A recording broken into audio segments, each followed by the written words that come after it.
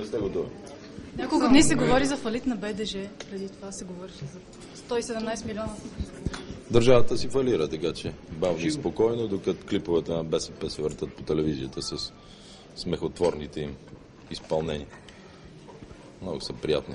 Но за съжаление държавата си заминава и българите до година ще се кадат горчиво. Хиляди хора. Моля? Хиляди хора работят. Да, и аз знам колко трудно оздравявахме БДЖ. Знам, че още 300 и кусор милиона не са си платили за Сименсите, предишната тройна коалиция, за влаковете. И вземат и влаковете, или може би това им е поредната поръчка да прехвърлят печелившите дейности от БДЖ към някои от техните приближени фирми. Най-вероятно. Извинете, като оставим на страна, че Волен Сидеров поиска заседание на КСНС, смятате ли, днес има изслушване по този повод в вътрешната комисия? Аз чух, че пак са се били някъде. Дали е вярно, не знам. Не знам, обаче да опитам. И вместо да се направи една анкетна комисия, да видят пак ли се били по баровете. Нали се занимават с неща, които да уронват престижа на държавния глава. Но те комисии, знаете, че освен нефтин пиар за БСП, ДПС и Атака, друга работа не върши. Да, но ситуацията в Украина се осложнява. Аз в тази връзка попитах. В тази връзка е проблем, като нямаме правителство. Вие видяхте вчера, гражданската авиация лети, изтребителите не могат. Всъщност нямаме въоръжени сили в тази ситуация. Освен хеликоптерите, които нашето правителство плати над 300 милиона. И транспортните самолети Спартан. Що са взети само транспортни хеликоптери и само транспортни самолети? От предишната тройна коалиция.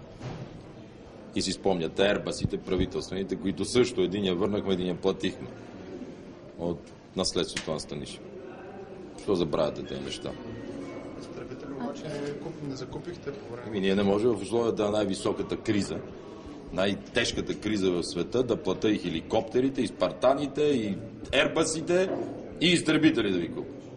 А ако бехме платили и двете фрегати по 1 милиард, помните ли и двете френски фрегати, където Станишев беше договорен?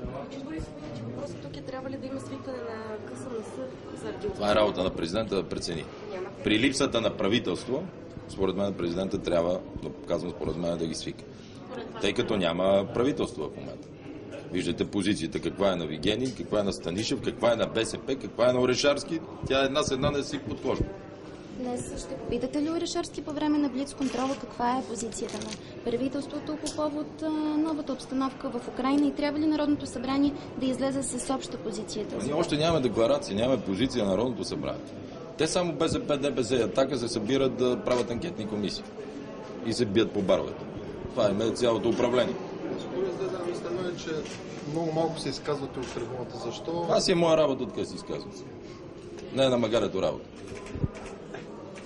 Всичко добро. Предстои гласуване на сериозен закон на МВР. Какво ще бъде поведението ви? Какво смятате, че е най-важно да... Бойчев, какво подслушваш? Какво да... Къде ти е лидера? Какво да чуете? Да не се снимате с шашки пак да се дуелират. Или какво? Какъв е следващия спорт? Се гмуркаме. Гмуркане ли сега ще направим? Какво? Какво харесвате и какво не харесвате в закона за МВР и каква позиция ще заемете сега като партия? Еми сега ще има дебати и ще чуете какви позиции заедно. С една дума. Станишев се хвали, че това е закон, който ще подкрепи полицайите. Държавата ще подкрепи полицайите. Като им махне синдикатите. Вижте, когато Станишев каже добър ден, може спокойно си запалите лампата, вече е късна вечер. Нали иска да им махнат синдикатите, как ще ги подпомогнат? Социално с какво? С 10%. Знаете ли, че последните 3 месеца събираемостта на агенциите е по-малка от миналата година по това време? С кои пари ще дигнат пенсии, заплати на служителите в бюджетния сектор? С кои пари? Като държавата лети надолу. И не могат да съберат приходите и взимат заеми само. А до година кой ще плати лихвите? Кой ще ги плати тези заеми? Кой ще им плати влаковете, които са взели? Що не си ги платят поне тях, сега са на власт? Така че не са ми интересни. А смятате ли, че е редно служителите на МВР да имат право да работят и на на други места. Не, категорично съм против да работят на други места. Защо? Защото там, където ти дават парите, там се отчиташ. И като почнат да работят баретите пак като охрана на този и оня, още по-лошо ще стане отряда. Още по-лошо ще се справят с служебните задължения. Как си представят, един полицай през деня работи на улицата, вечерта ходи да пази дискотеката. Как ще работи на следващия ден? Конфликт на интереси става. Разбира се, че е конфликт на интереси. Ще бъдат пренаети веднага от други структури. Ако това целът, разбира се, че ще го направят. Закриха полицейския съд. Кой им пречи полицейския съд? Държава. Да си го приберат. Кой им пречи? Държавен полицейски съд. Изкарва пари за МВР. Кой им пречи? Това там безконтактни мултиплексорни системи, какви ще са последствията от закриване? Не знам какви са. Това е като с горската стража. Що закриха горската стража? Какво им пречеше да има горска стража да пази горите?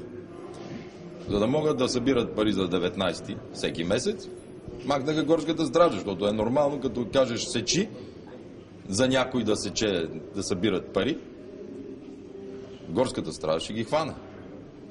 Как ще разбере горската стража кой камион е за БСП, кой за ДПС, кой за Атака? Как ще разберат, като има горска стража? И затова закриха горската стража. Май за Атака ли имаше дял? Така е приказката. За Атака винаги има дял.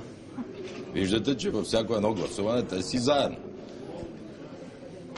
Те си коалиция. Да се върнем на МВР. Обещаха да увеличат парите, т.е. има записан текст, който предвижда увеличение на часовете, които могат да се платят при извънреден труд. Вижте, и двойно повече... аз като чух този нагъл човек, Станишев, да говори, че бил взел решение на Министерски съвет за мандата на ГЕРБ да вдигнем пенсиите, защото ние нямало да го направим, аз повече не мога да коментирам такава наглост. От една страна той призна, че всъщност ние сме изплащали високите пенсии, ама си приписа заслугата, че на последния Министерски съвет го бил взел това решение. А Орешарски дойде в Министерството на финансите и призна, че има половин милиард пасив в държавата. С кои пари вдигаше тогава той пенсии? И ако не беше ГЕРБ да го навакса, да ги плаща, какво ще стане? Сега по същия начин, повтарям, агенциите не събират приходи. Бюджетът им е празен. Те не могат да го вържат до края на тази година. И в същото време, всеки ден заради изборите обещават какво ще дигнат и какво ще дадат. Как ще го направят? С кои пари? С заемни пари. Ама заемните пари се връщат с лихвите. Тъпкано.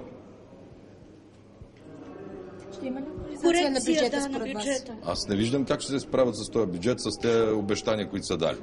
И аз истински искам това правителство да изкара още малко време. За да може да се сринат тотално, за съжаление, тогава и държавата ще се е сринала. И тогава ще бъде тежки избор на ГЕРБ.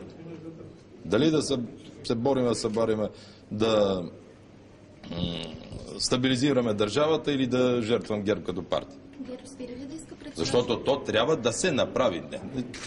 Казвам ви каква ми е дилемата. Със всеки изминат ден това правителство довежда страната да не може след това да се поправя. Всеки ден. Ако изкарат така още една година, ще паднат като зрели круши.